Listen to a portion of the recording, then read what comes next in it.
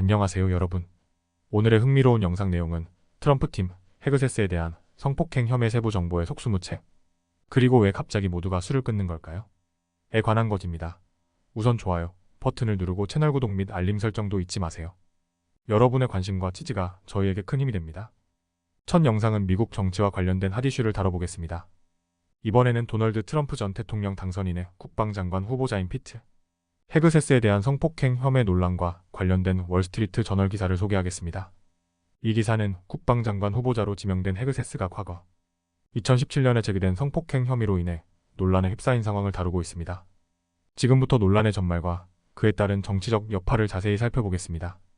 헤그세스는 과거 폭스뉴스 진행자이자 전투 참전 용사로 도널드 트럼프 전 대통령 당선인의 국방장관 후보로 지명되었습니다.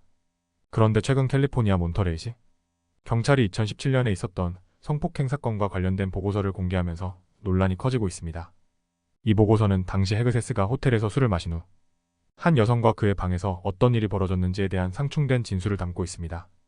경찰 보고서에 따르면 이 여성은 사건 이후 병원에서 성폭행 검사를 받았으며 음료에 약물이 들어간 것 같다는 이야기를 간호사에게 했습니다. 하지만 헤그세스는 경찰 조사에서 해당 만남이 합의에 의한 것이었다고 주장했습니다. 사건 당일 헤그세스는 공화당 관련 컨퍼런스에서 연설을 마친 뒤 한 파티에 참석했습니다. 이후 사건은 호텔의 수영장 근처에서 벌어진 논쟁, 호텔 방에서의 상반된 진술 등으로 이어졌습니다. 헤그세스는 당시 술을 마셨지만 취하지는 않았다고 주장했으며 경찰은 현장에서 이와 관련된 영상과 문자 메시지 등을 확보했습니다. 하지만 문제는 해당 사건 이후 헤그세스와 여성 간의 진술이 완전히 달랐다는 점입니다. 이 여성은 사건 당일 대부분의 상황을 기억하지 못하지만 자신이 반복적으로 아니오라고 말한 것은 기억난다고 진술했습니다. 트럼프 전 대통령 측은 현재까지 헤그세스를 지지하고 있지만 논란이 계속 커질 경우 그의 지명 철회 가능성도 제기되고 있습니다. 특히 상원 공화당은 헤그세스의 국방장관 인준 투표에서 단 3표만 이탈하면 인준이 실패할 수 있는 상황입니다. 반면 공화당 의원 중 일부는 여전히 그를 강력한 후보로 평가하며 지지를 표명하고 있습니다. 헤그세스는 기자들에게 자신은 완전히 무혐의라며 이번 논란이 과거에 이미 철저히 조사되었다고 주장했습니다. 또한 그의 변호사도 경찰 보고서 혐의가 거짓임을 증명한다고 강조했습니다. 이번 사건은 국방장관 지명자에 대한 정치적, 도덕적 논란이 어떻게 정치 전반에 영향을 미칠 수 있는지를 보여주는 사례입니다.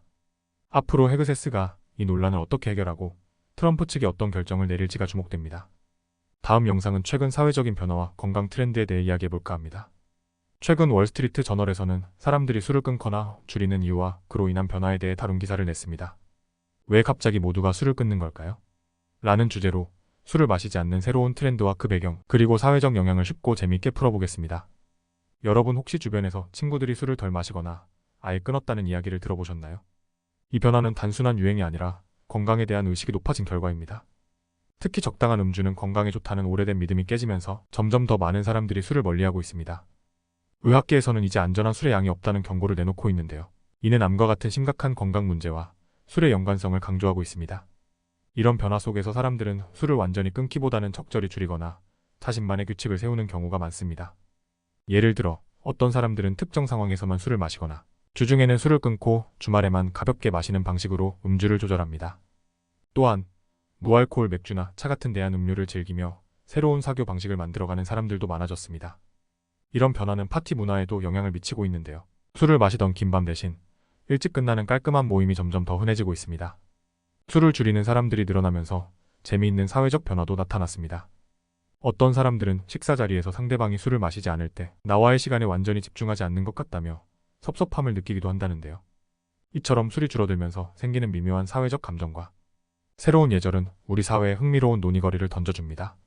하지만 술을 끄는 삶은 단점만 있는 건 아닙니다.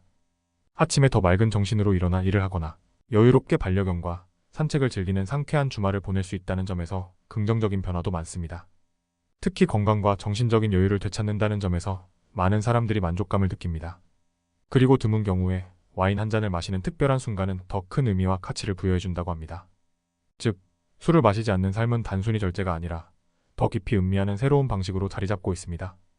결론적으로 술을 끊거나 줄이는 것은 단순한 건강 트렌드 이상의 의미를 가지고 있습니다. 이는 개인의 선택과 라이프 스타일 변화, 그리고 건강과 사회적 관계에 대한 새로운 시각을 반영합니다. 여러분은 이 변화에 대해 어떻게 생각하시나요? 술을 줄이거나 끊는 삶, 한번 도전해보고 싶으신가요? 오늘은 여기까지입니다. 다음 영상에서 더 유익하고 흥미로운 내용으로 찾아뵙겠습니다. 이 영상은 투자 의견이 아닙니다. 매우 고맙습니다.